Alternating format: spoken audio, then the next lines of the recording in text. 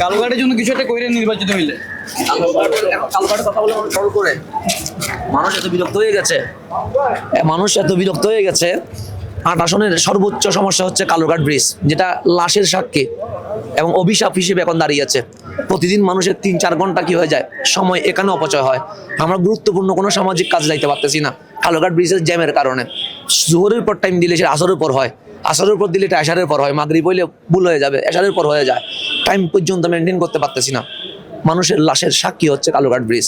আজকে 54 বছর ধরে এটাকে ট্রাম্প কার্ড ইউজ করে নির্বাচিত করা হয়েছে।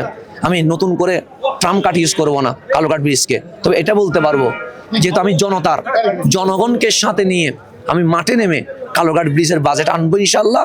যদি বলেন কালুঘাট ব্রিজ হয় নাই কেন, বাজেট তো হয়েছে, অসংখ্যবার হয়েছে, বাহির থেকে ইঞ্জিনিয়ার এসে ড্রয়িং হয়েছে।